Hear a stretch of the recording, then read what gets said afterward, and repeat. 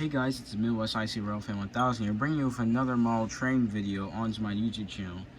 In today's video, we're going to be doing a DCC /sound /LED installation on this Athearn Genesis Illinois Central SD70.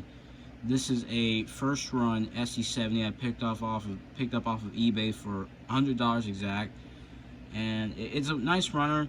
It has the old decandescent light bulbs because it's a first run. This is from 2005. It is lacking some detailed parts. Other than that, besides with the lights and stuff, one of the ditch lights is burnt out, but everything else is fine with this engine. But I decided to take it to the next level and then upgrade it with some new parts, and also as well put a sound decoder in it, because I just want to put sound in this engine, and I feel like it'd be a good project engine that would do this on. And yeah, so for this installation, what we're going to be using is, what I'm going to be using specifically for this engine is this. Hope we can get that on the screen. I'm using an ESU Loksound version 5 sound decoder. This is a blank decoder though, so the only downside about this whole installation is that I'll have to take it somewhere to get it programmed. I like ESU and how their sound quality on their decoders, but the thing is that I just bought one specifically for this engine just to test it out, and also I don't have a lot programmed to program this, so I have to take it somewhere to get it programmed. But other than that, this is the decoder we're going to be using for the installation. I also have dual Sugar Cube speakers. This is a Sugar Cube Audio. It's a person off of eBay that sells these. Shout out to the person that sells these. I got this set. It's a dual Sugar Cube set with the baffle and the two speakers for $16, free shipping. You can check them out on eBay. And also, this video is not sponsored, just saying. Also, for this installation, we're going to be using double-sided tape, heat shrink tubing, soldering iron, obviously, you know, all your basic tools, Kapton tape. We're going to be using also about, I believe, 6 LEDs. These are nano LEDs, warm white. Depending on if you want to do like floor lights and all that crazy stuff, the number of LEDs you're gonna need will vary. But I'm doing just basic lighting, so I'm not going crazy with like the lighting and everything. I'm just doing your basic headlights and ditch lights, and that's about it. You're gonna need a tweezer set. This is just a dollar store set, so it's not that great, but it's better than nothing. You'll be also needing fiber optic wire, specifically 1.5 millimeter fiber optic wire, and you'll see how this will come in handy later on in the video. And then also for parts wise, we're going to be using these Athearn new motor mount pads. There's already a fresh new motor mount in here, you know, the new Genesis style, but the screws are too small. I don't think they're the right screws. So I just went ahead and picked up a new set of these, and they come with the correct screws just to make the motor fit or stay locked in. A-line sunshades. I believe these are etched brass parts. Got these at my local hobby shop for like $8 basically. We also are going to be using a Calscale P5 horn because IC has a lot of those, and you can't really have an IC engine without a P5. And then last but not least, for the parts, we're going to be using Details West Sinclair radio antennas, or as what I call them, ice rink antennas based on the shape. To paint up the parts, I'm going to be using Texture spray enamel. This is gloss black, but I'm pretty sure flat black also works. Now, I'm pretty sure this is going to be a pretty controversial topic for this installation, because some people will probably would say, oh, you should use acrylic. I don't really have an airbrush, so, and of course, yeah, I could hand paint them, but it's just not as like smooth as it would be using spray paint or an airbrush. So I'm going the spray paint method, and the only downside about this is that it takes longer to dry and it has an odor, because this is an oil-based enamel paint and not water-based like acrylic. So, but I just want to test this out, just to experiment with it. So yeah, I'm gonna be using this, just see how it goes. But yeah, other than that, I'll make another list of all the stuff that I'll be using for this installation in case I miss something throughout all the stuff I just mentioned, which most likely I probably have. But yeah, let's get started.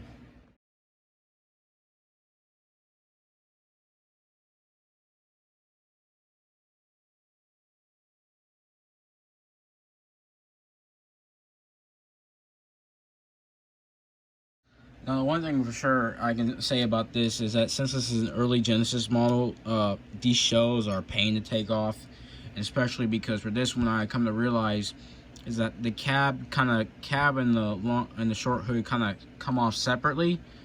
So, and I gotta be careful because I got the camera in my way, so it's gonna be a bit harder for me to do this. So what you have to do is, if I remember, I don't think you need to take these off. I think these are fine. Piece of hair down there. What you need to do, I think, is pinch on the shell. You basically need to pinch on the shell and just carefully try to take the shell off by pinching the shell at the very bottom of it, and then just gently as possible pulling it off. Like that, I guess. As you can see, the motor is popped out because, well, it's the motor it needs the screws.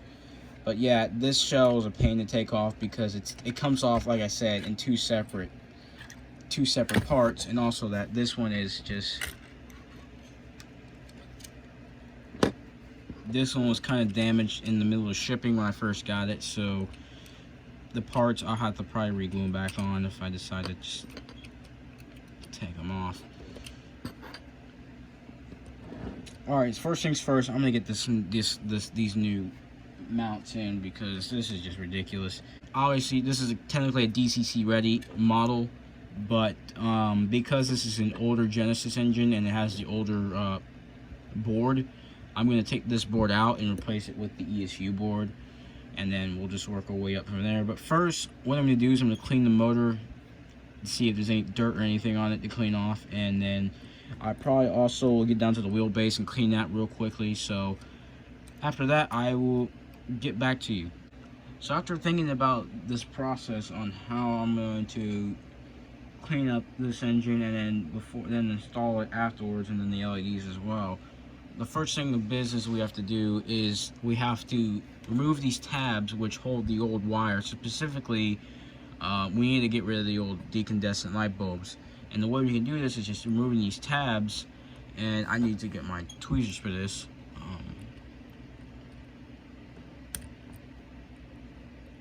But I think you can also just do it by hand, though. It's a little bit easier. I would say be careful when doing this because you also have your pickup wires.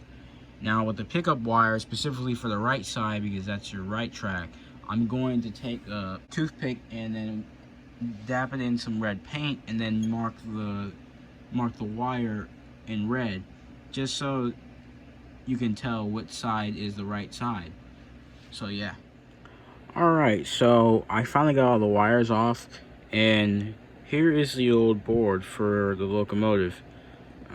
We're going to be putting in the Loksound V5 in there shortly, but first what I'm going to do is I'm going to clean up this engine just to make sure it runs as it was brand new, like it was in 2005. So I'm going to clean this engine up, and then I'm going to try to get this cab off if I can find a way to get the ditch lights out.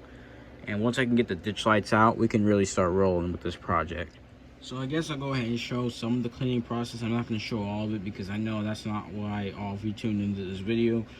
But for those that are wanting to know, I guess, how to maintain an old Athearn Genesis locomotive like this one, for example. As of first off, just make sure all your gears and stuff in your gearboxes are lubed up and greased.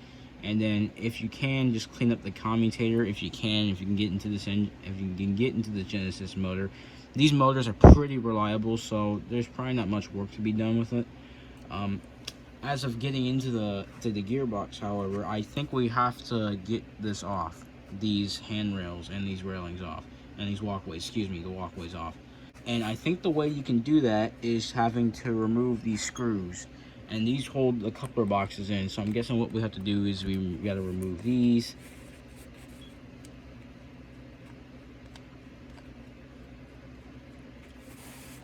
So see there's those are KD number 5s, looks like. Let's get to the other one. Get this because excuse me, sorry about that.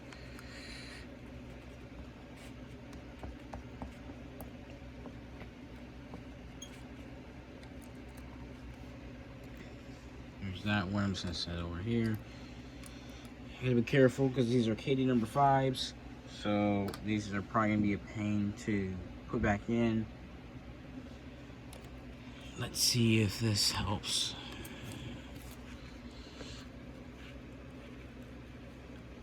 Another reason why I take this off is I need to get the ditch lights out. I managed to get the cab off. I had to just pull all the wires out, and the ditch lights are still in there, so I probably have to take this off.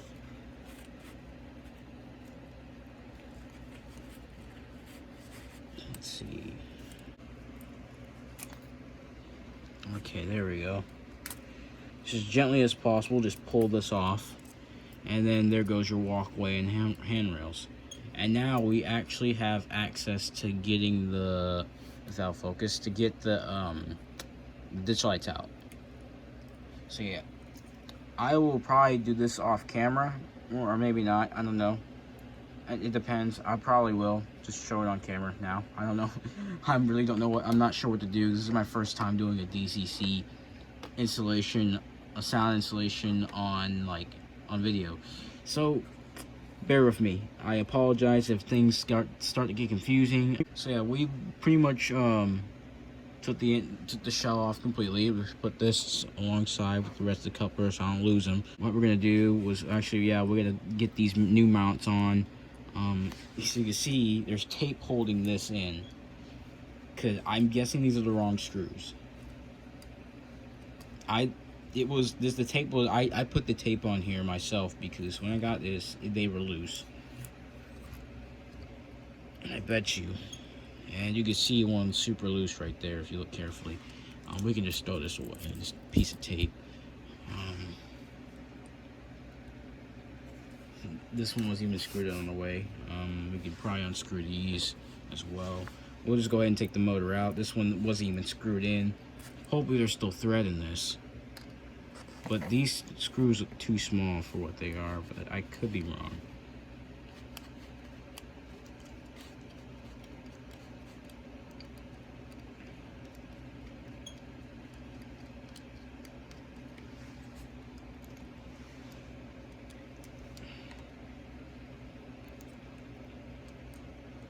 If they want to come out, these.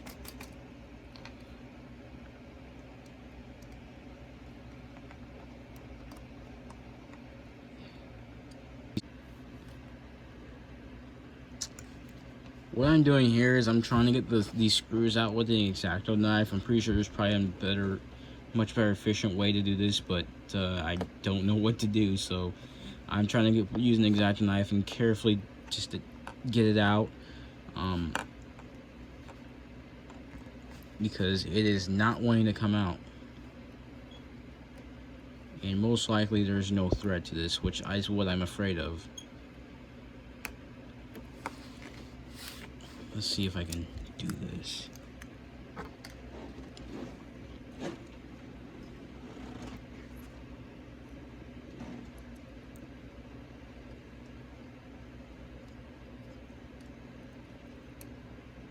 Okay, yeah, this works.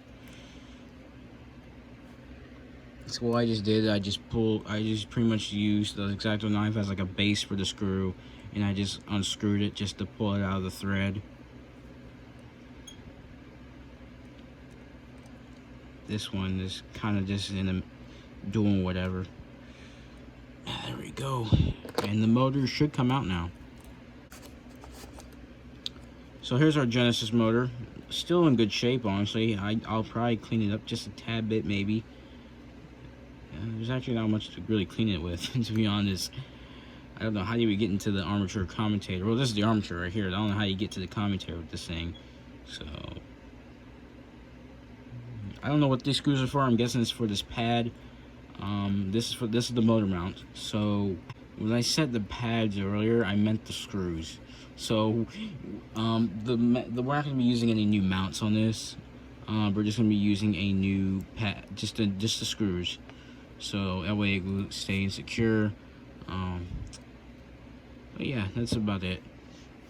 So anyway, I'm gonna take apart these gearboxes. I'm not gonna show this on camera. I guess I'll take one off actually, just to show it off. like this one right here. We'll take off the front right here. I need a flathead screwdriver. So just like on your classic blue boxes, you just pry off this piece right here. But I have to be careful because this is a Genesis, so I don't know if it's just the same material or what. Probably not.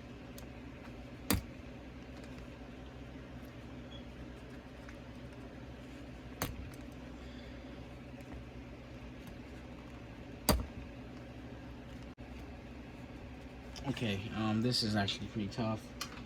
I'm having the nervous feeling that somebody's yelling at me in the comments and saying that I'm doing it wrong or something, but I'm pretty sure I've worked on blue boxes and these are very similar, at least gearbox wise, for these pieces. You just need to casually just pry it off.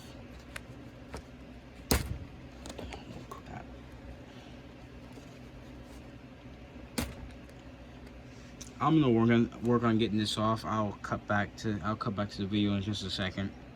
All right, so I finally managed to take the gear cover off. There's a video up there on YouTube. I will go ahead and put that on the top right corner in the card. Now these are a bit stronger than the blue box ones, so they are a pain. You have to be very careful not to break them. But the way you get these off is that you basically use a pick or hook, or in this case, how I use this is I have an old curled tip or curved tip tweezers that's pretty much bent and no good to use. But I was able to. I will go ahead and do an example for you right here because this one has to be cleaned out because it's very greased up and it needs to be cleaned. And basically what I did is let me just go ahead and take these trucks out because this truck is going to be interfering. So basically what I did is I pretty much just dug it under here. Hopefully I can get it because it's going to be hard to do it. But hopefully you can see that. Basically you have to just get up under there and just gently but slowly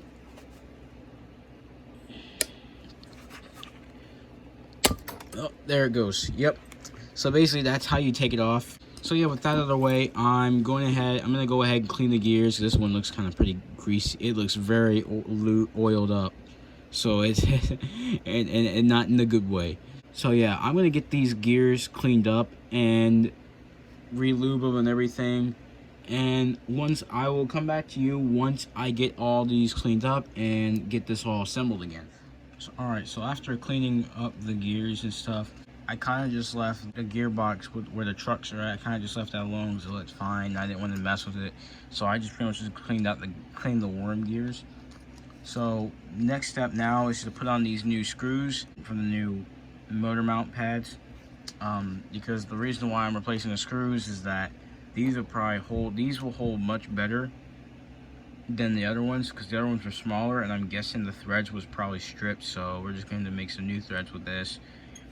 And plus these are pretty much the modern Genesis screws anyway, so it might as well just update it with the new screws. So yeah, basically what we're going to be doing is just screwing in these new screws into the motor mount threads.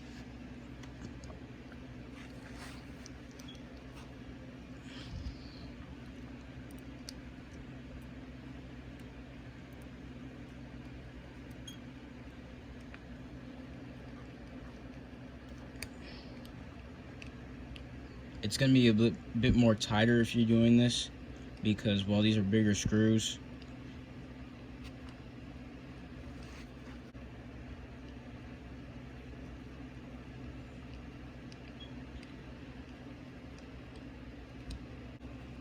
Alright. The only thing you should do with these screws is make sure you don't tighten them too much, otherwise you'll probably just ruin the thread. Whoops. And just don't drop them on like I did on accident. So yeah, we're pretty much all set for after cleaning it and stuff now. So really the next step to do is put in the new decoder in it for now. So yeah, let's do that. Alright, next up we're going to put in our new decoder. This is the ESU Loksound V5. So make sure you have it setting in the correct direction. This right here is the front, and this is the front of the locomotive right here. So we're just going to Make sure all of our wires are out of the way. And then luckily for most of these Genesis motors, they have like this snap system right here. I don't know what they call it, to be honest, but they have like a little placeholder for where you can put your decoders at. You just gently, carefully just get this one in. There we go, just like that, and boom. So pretty much next thing we pretty much have to do is just make sure we just have to solder in our track leads and then also our motor leads, and then it's pretty much basically ready to be ran, just to test it out and make sure it runs. And then hopefully I don't have to program it or anything, otherwise I can't really test it, but I'm pretty sure you don't have to, because every decoder's factory number is 3. So we just gotta, once we get these all soldered up, we're gonna test it out on the layout and see if it runs and everything's wired correctly and everything.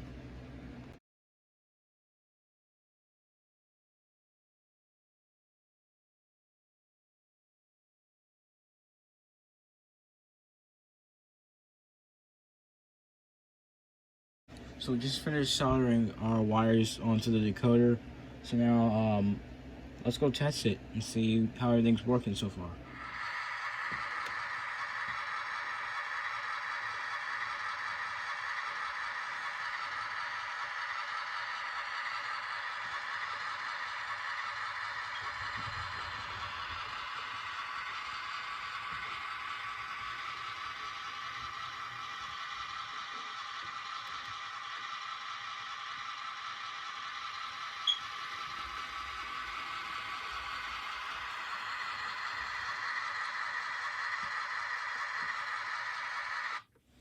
So we just tested our engine, and as you see, it works.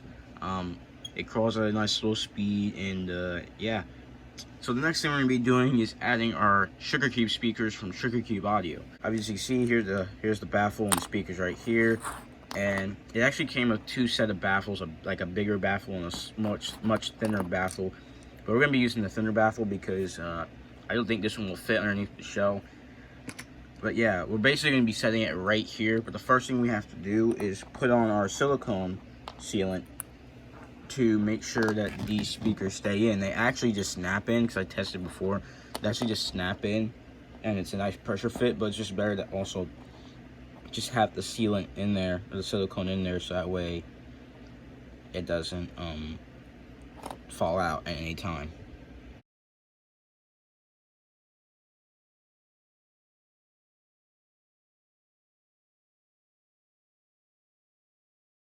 Alright, hopefully I got that mostly on screen. Next step is to basically mount our Sugar Cube speakers in. When you want to mount these in, you gotta make sure these little tabs, hopefully this will focus, excuse me, I didn't mean to hit the camera.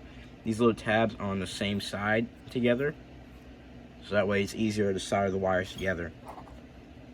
And they also go in speaker downward.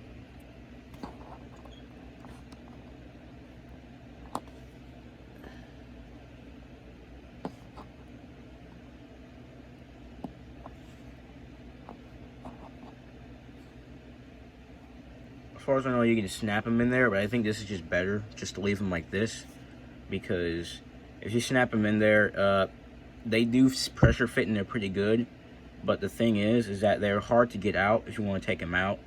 So yeah, I think I'll just leave them like this and just let the silicone do its work and just let it stick in there. And while that's holding, we can just mount our speakers back here in the back of the locomotive right here, and we're going to be using some double-sided foam tape. But first we have to install our speaker wires to the decoder. So I'm going to use this this white wire, this thin gauge white wire. I actually ripped this wire out from my old iPhone chargers. So a few other colors that charger came with these type of wires, and these are good wires to use for like a decoder installation because they're thin enough and they're perfect to use. I cut this one and another piece right here, if I can get far back enough. This one, a piece right here, about 4.5 inches short. As you can see, I stripped them already. I haven't stripped these ends because I might cut them and use them for the speaker. And yeah, I would say on the ESU board, on the ESU diagram, it says to use black, but you can pretty much use whatever color wire you want. I thought about marking these brown with paint. I may do that, I may not, I don't know, it depends. So yeah, first thing we're gonna do is put these in through the holes here for the speaker outputs, and then we can put our flux on, and then we can solder the wires on. So let's do it.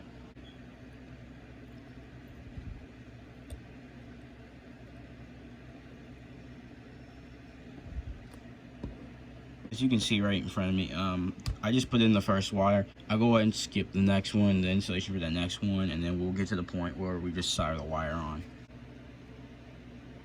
I use a toothpick. I sometimes use a brush. The brush, sometimes I gotta clean off my brush. I used to put the flux on, but for now I'm using a toothpick. It's just much easier than the brush I'm using at the moment because I have to clean that brush, and I just haven't gotten around to it. But it just works as well as like using anything else to put down your flux. It could be a brush, a toothpick, or a screwdriver, specifically a flathead. That's all the stuff I usually use. Let me use the rest of this bit of solder. I just went and got a new roll of it yesterday.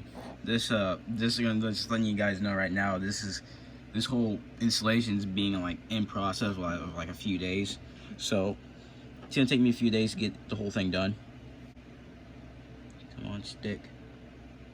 This is not the best soldering iron, I know that, so I'll probably have to get a new one. Maybe a Weller's. This is just your basic hobby shop soldering iron.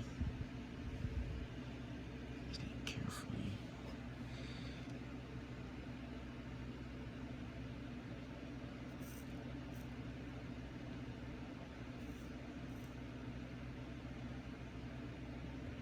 Here we go. They are not the best connections, not like the most professional, but that's better than nothing. And that will work. Just make sure it's secure. This one is not secure, it came off. This one is secure, so I gotta redo this one again. You see, I'm not a pro at soldering. I feel like part of the reason is because I do not have the best soldering iron in the world. It's literally a soldering iron, I think it's an Elanco, or Elanco, whatever you call it, from Hobby Lobby, that I got as a Christmas present a couple years back. It does the job for now.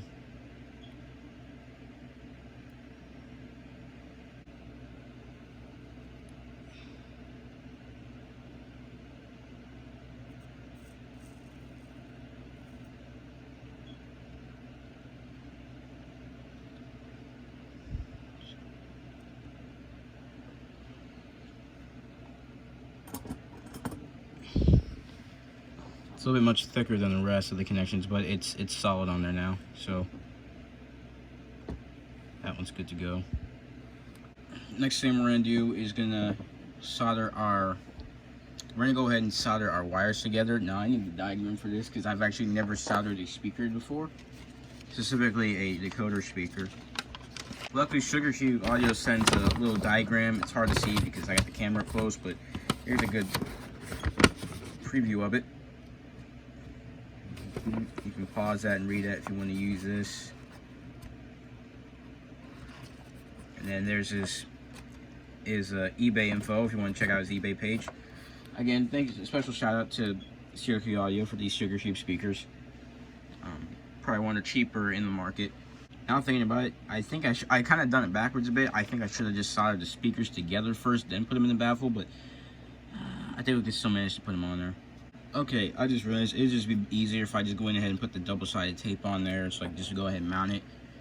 Because then I have to cut the wires to make sure they're not super long and dangly whenever I put the shell back on. So what I'm doing right now off camera is just seeing how much I got to cut off in here. So here we go. That's pretty much how much I have to cut. I'm gonna adjust it a little bit, make sure it's just completely flush, or at least close.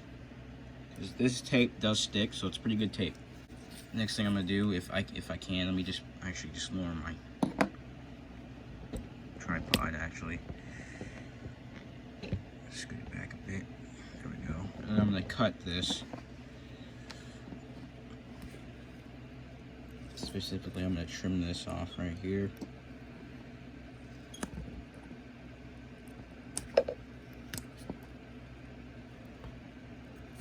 I apologize, it's hard to see.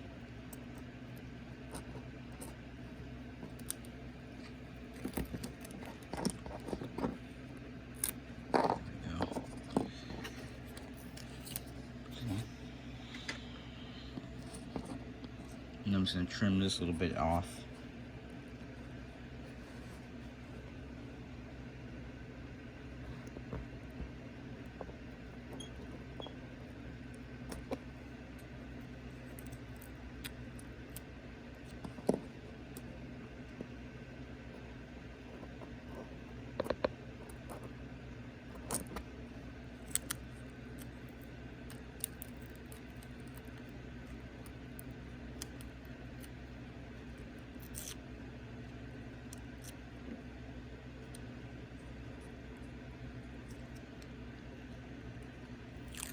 So now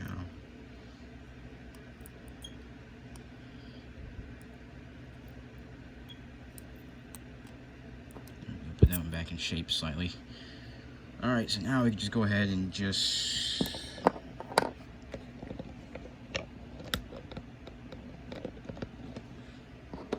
go ahead and mount our speaker right here. Right here is perfect.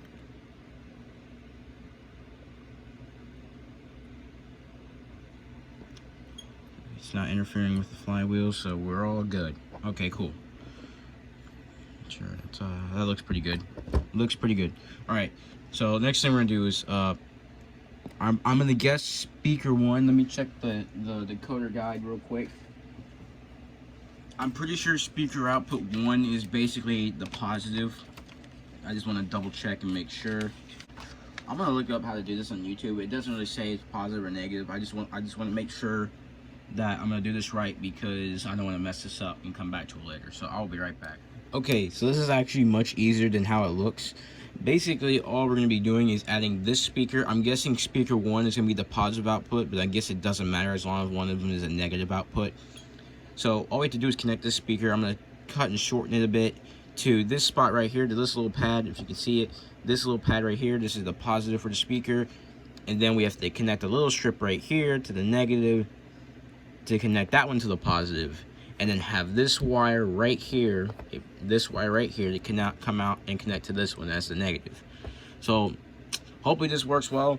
I'm probably gonna do this off camera because I have to be as precise as possible with these small little soldering pads, because if I mess this up, I'm probably gonna ruin the speaker, and I do not want to do that. So I'm gonna turn off the camera and move the camera out of the way for this one. So yeah, I will get back to you in a little bit. All right, sometime later, I finally soldered all the wires in for our dual speaker cube, and this is the results. It turned out pretty well. Like I said, I'm not a professional at soldering, but I managed to get in there without damaging the speakers. I would say probably the trickiest part is this piece right here, because they're so close, and it's hard just getting the short wires together soldered, you know. Other than that, it's looking good so far. Next step into this installation, we're pretty much done with the DCC part. Again, like I said, I have to take it somewhere to get sound files, because I don't have a lot programmer. So next part of the installation is the LEDs, and as you can see in the back, the shells are back there, and it's all taken apart, and it's just a mess. I will go ahead and point out right now, if I can get it back there, I just dropped it. For the ditch lights, it was a pain to get the old incandescent bulbs out.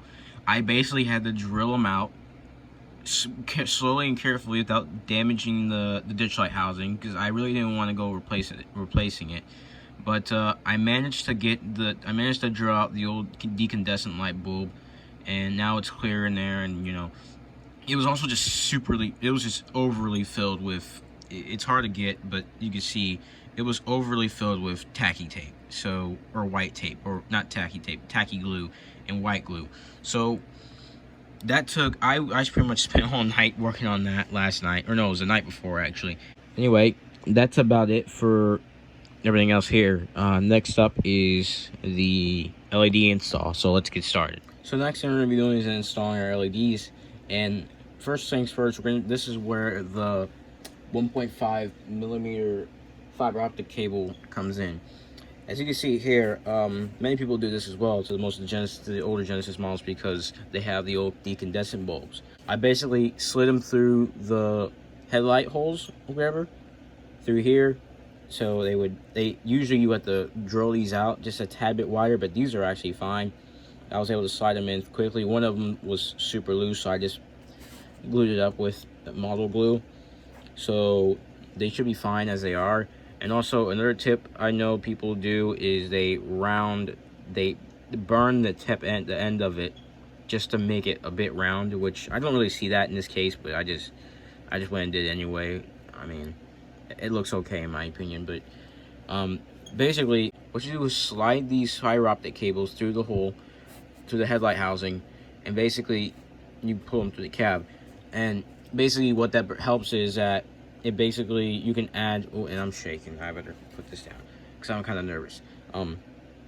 Basically you can just attach your LED to the end of this and the light will just go right through and it'll pop out through here. But what about light bleed issue? Well, here's the simple solution for that. You just basically take your, what is this, 1/16? Yeah, you just take your 1/16 heat shrink tubing and just slide it in. In this case, I might have to cut it because it is a bit long. Yeah, that's how far it will go. So I'm going to cut these. You basically just slide these in just to prevent light bleed. Hopefully that works. I've seen other people do it and it works. So come on, get in there. There you go. So basically I'm going to go ahead and cut these. I'm going to do this off camera for a second and then I'll be right back. Alright, so I cut the heat shrink tubing off. So as you can see, hopefully it'll focus. There is the end of the fiber optic wire. So basically, before I put in the LEDs though, there is a situation I may or may not have to deal with. Now, in the back of this cab, there's this piece right here that's basically electric cabinet detail for the cab. So I may or may not have to, just try to widen this hole right here a bit, and I think that's probably gonna be about it, because it's either that or I have to cut this all down to make it to where I have to put the LEDs in the cab, and I kind of don't want to do that, but I may have to. But for now, I'm probably just gonna widen this because with the heat shrink on the fiber optic cable, it's not gonna fit. But with the fiber optic cable itself, it'll fit, but not with the heat shrink on it. So I'm gonna widen this little gap right here a bit, and then I'll come back to you afterwards. All right, I am back. So what I did is I just drilled out the hole at the top with a round file right here. Drilled out with a round file, and then I took some model glue and then just sealed up that cabinet panel for the cab detail. So I'm just gonna let that sit for a little while, and then while this is sitting, I'm going to go ahead and do the rear hood headlight. I'm not going to do that on camera because time consumption or whatever, but yeah, I will get back to you on that, and once I finish that, we're going to install our LEDs.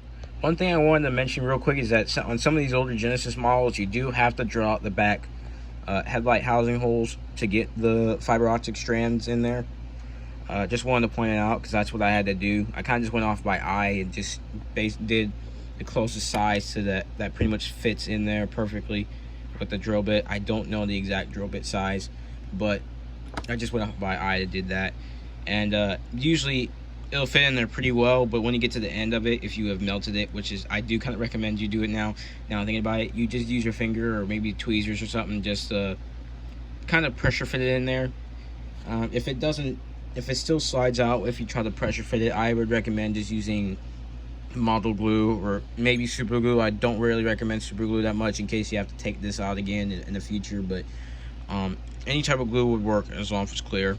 But yeah. Alright, so here's a little update on the LEDs for the locomotive show. I did this all off camera because I just feel like there was no purpose of showing it on camera. There's plenty of videos to do LEDs and LED installations out there on YouTube, hopefully. But as you can see here, I got the fiber optic strands in there, and then also covered it all up with heat shrink tubing. I eventually went back and added another layer of heat shrink tubing, specifically, hold on just a second, what size is this? There are 3/32. I added a strip of 3/32 heat shrink tubing over the 1/16 strip of heat shrink tubing, because even though the light was going through the front, it was still kind of coming out backwards, or I guess you could say the light was still bleeding out from the back and stuff of where the light is emitting. So what I did, just to prevent any like major light bleed, or at least tone it down a bit, I just put another sheet of heat shrink tubing over it. And as you can see, I kind of put the soldering iron against it just to melt the heat shrink at least a little bit. But you know, it's the best decision I could think of, and hopefully this will work. And hopefully it doesn't interfere when I put the shell back together and put it back on the chassis.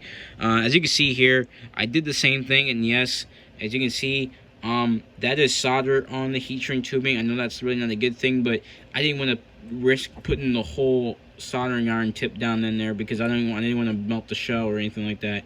So the farthest I can get down there was just to the tip and not the barrel. So, but luckily I did get to melt some of the heat shrink tubing, and luckily didn't burn the shell. As you can see right here, there is some. It did get touched by the soldering iron, but it's nothing major, nothing outside the shell, so there's no big deal about it. But other than that, yeah, so far everything's looking good for the shells. As you can tell, I already soldered the resistors to them, because these are not pre-soldered LEDs with the resistors. So these are just, I just had the hard wire and soldered resistors on myself, and I went ahead and did that. And usually I would end up stripping these afterwards, but for now I'm going to wait until I get the shell back together, and I need to see how long the wires are going to be, and what if I need to cut these little pieces of wire down or not. And pretty much, yeah. Here's the current status on the ditch lights. As you can see, I have the LEDs inserted into the ditch lights. In the last clip, I explained that these were a pain to get out. I had to drill the old incandescent bulbs out, and it was a pain. And because of that, as you can tell, if you look carefully, there's a difference between the two ditch lights. One of them you can still see white on it. The other one is just clear see-through. You can see the LED and through there. I think this is either super glue or just remnant of the old incandescent bulb that's still in there and I couldn't get out.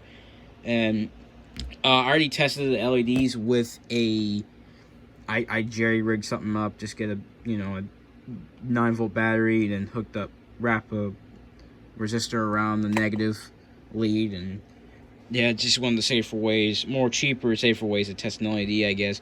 And they both work pretty well. They shine as bright as any other LED.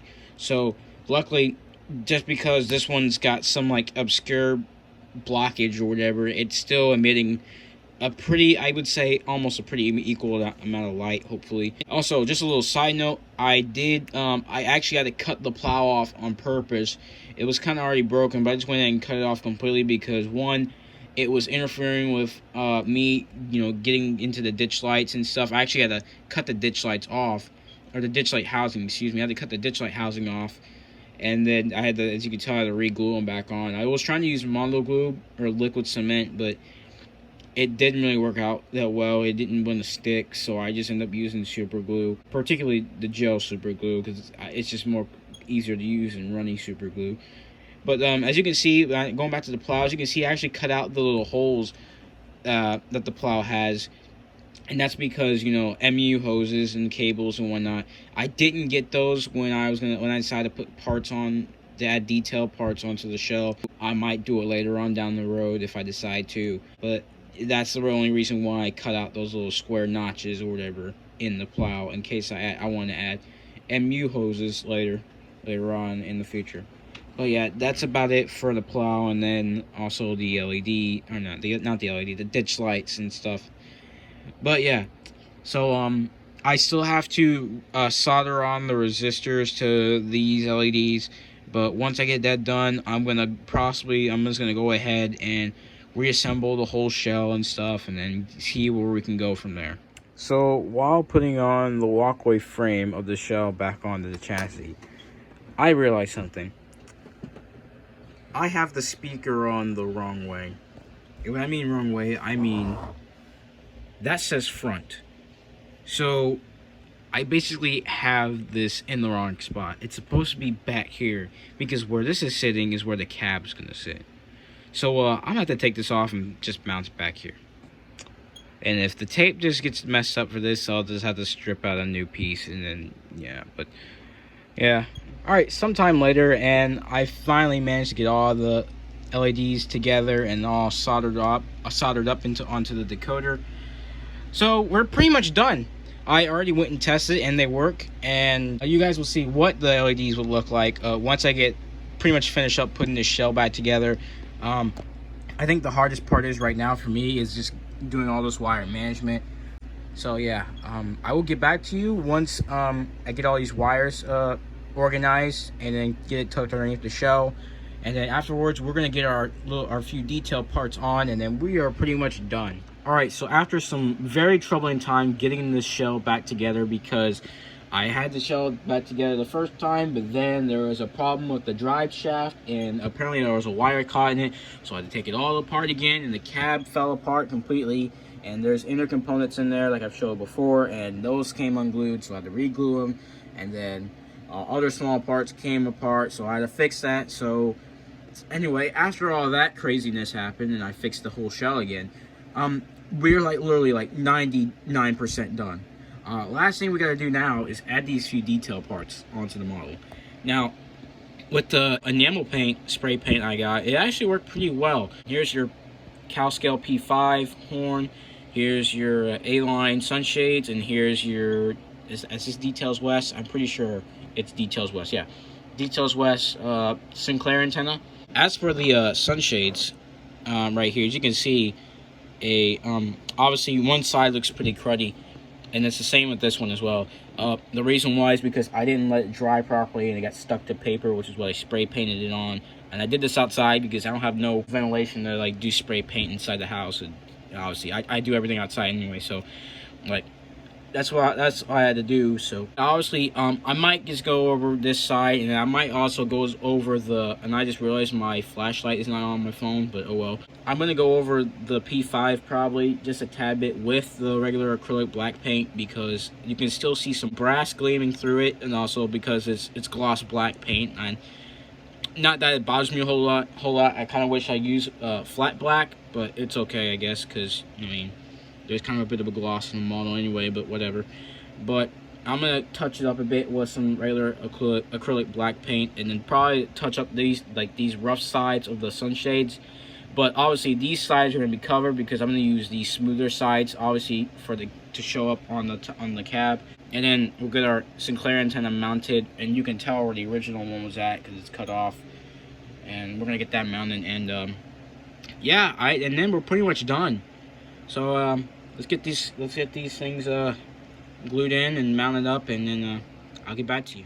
Well, the parts installation is finally complete, and it actually turns out pretty well, except for the sunshades.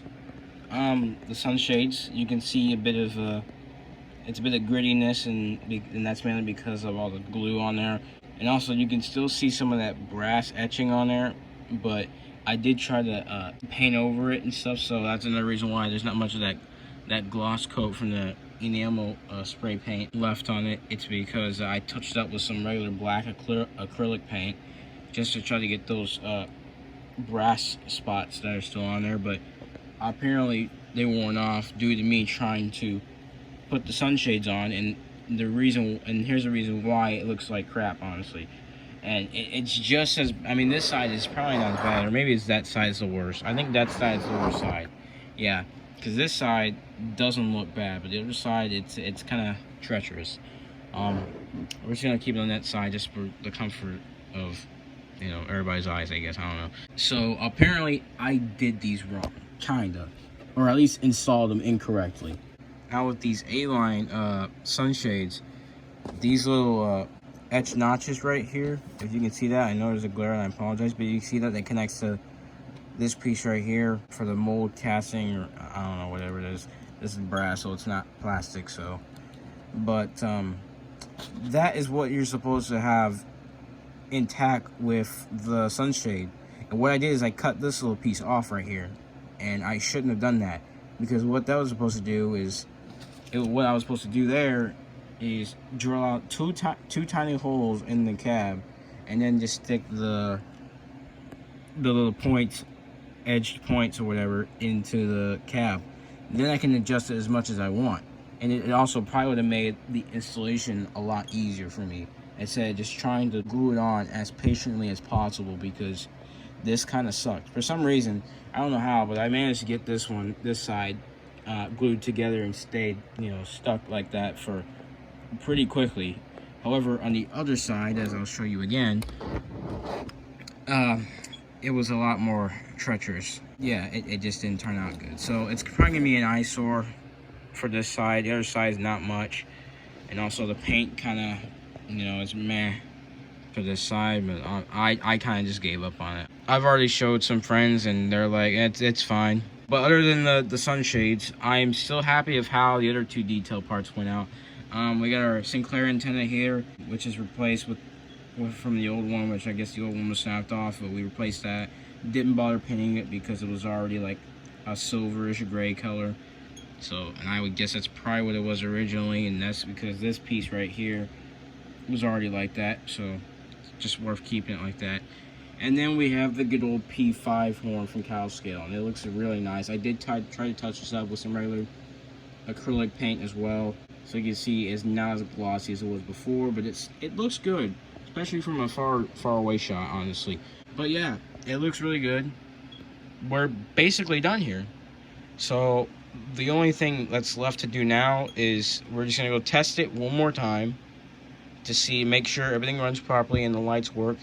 And then afterwards, we're gonna have to wait on that sound filing in the decoder, because I can't do that. As I stated earlier on in this installation, I don't have a lock programmer and any type of software to transfer the ESU sound file over to the decoder, because I don't really have even the correct software to do that with like Digitracks and stuff. So I have to take it somewhere to do this. And one of my local hobby shops around my area where I live, they do ESU sound file loads, but I don't know if they charge you for it or not.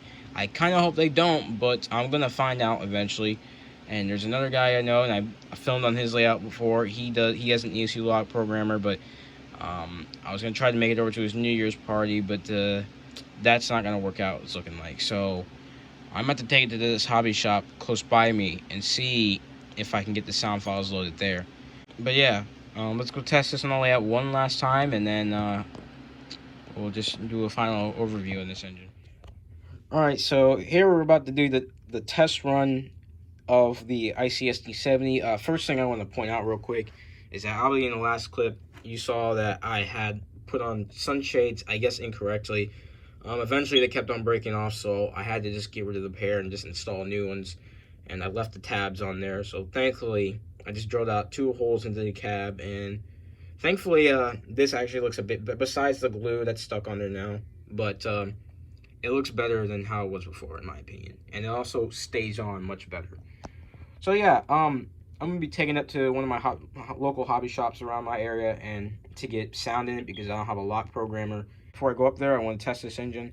So yeah, I'm just gonna turn on our Digitrack Zephyr, and obviously it's set to 3, the default number for the decoder. And as you can see, we got lights, and they look real good too. So it's a bit noisy for some reason. I don't know what it is, but it's kind of like on and off. This is at 1 on the Zephyr. Hopefully this track doesn't cut out, and it crawls, so that's really cool. So bump it up to 2. Oh, there we go. Yeah, I still have to get some more track here.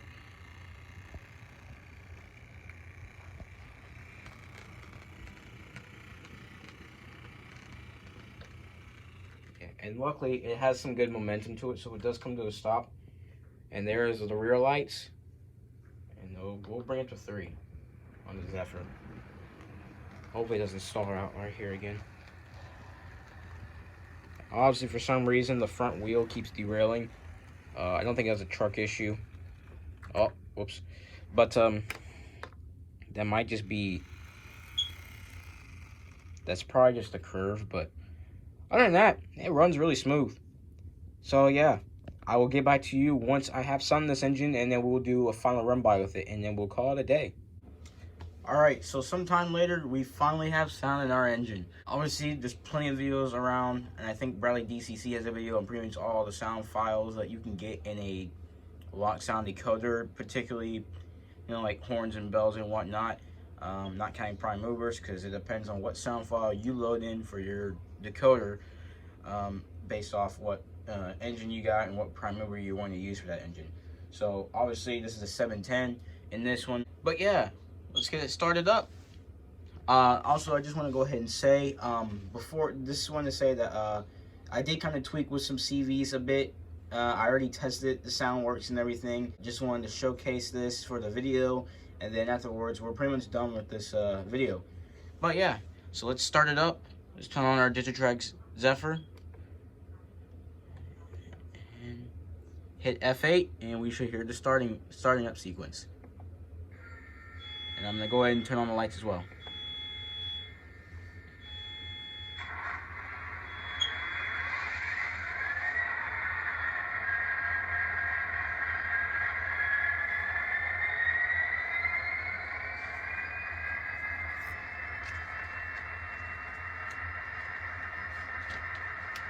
So there you can hear your prime mover running up right there. F0, which has lights, so I'm pretty sure everybody knows that. F1 is the bell.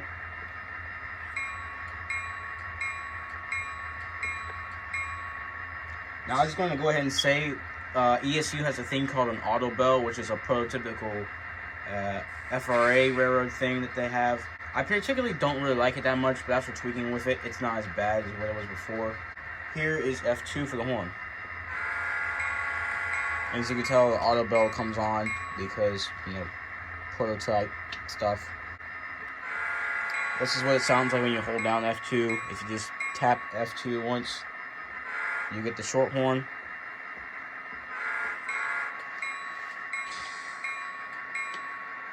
F3 is coupler. F4 is dynamic brake,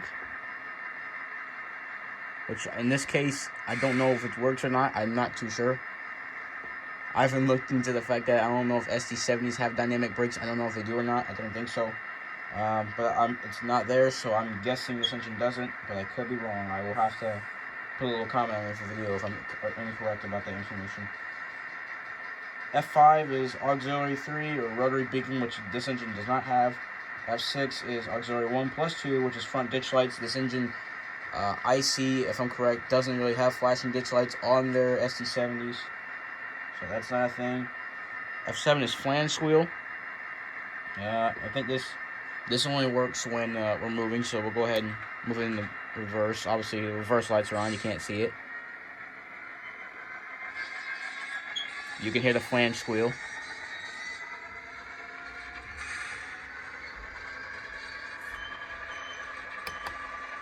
There's your brake squeal as well.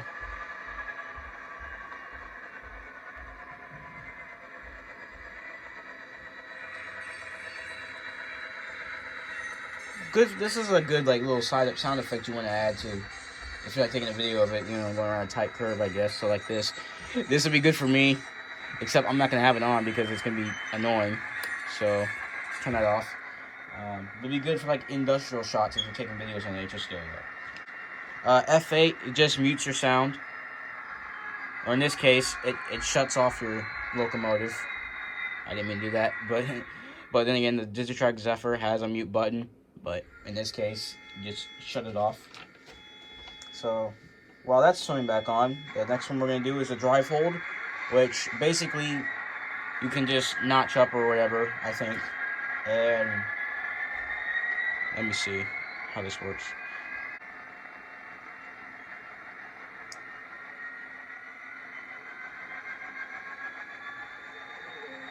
Let's just go ahead and put it at full throttle. This basically, you notch up all the way to notch 8 and you don't move. That's what F9 pretty much does.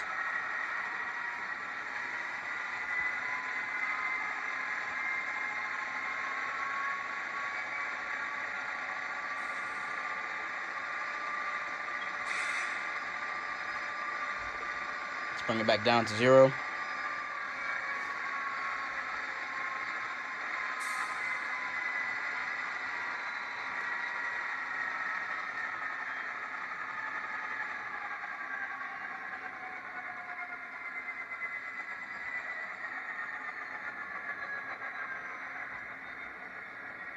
There's actually 2 different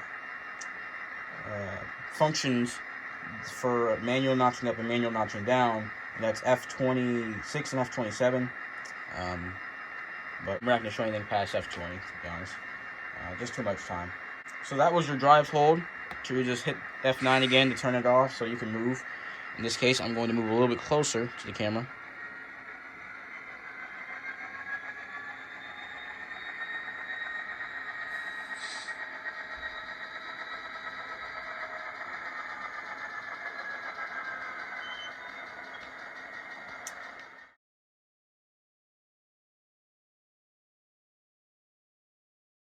So that is basically it for showing off the engine. There is really no need to run it. Obviously, as you already saw, when we tested it before we had sound, it ran pretty smooth.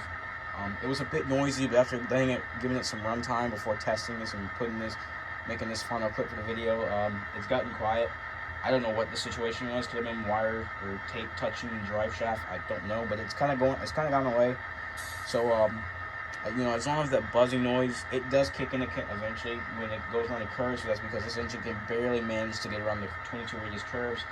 The front axle on this locomotive, and they're probably the same thing going in reverse for the rear axle. It does derail, but it re-rails itself once in a while, but it doesn't cause any shorts. The only short that happens on this layout is over by my double crossover switch, which does need to be worked on because it's a non-DCC friendly switch. But that was going back to the whole possible derailment situation. It doesn't seem to derail, so that's good, at least. But yeah, other than that, it's finally ready to go for servicing and layout.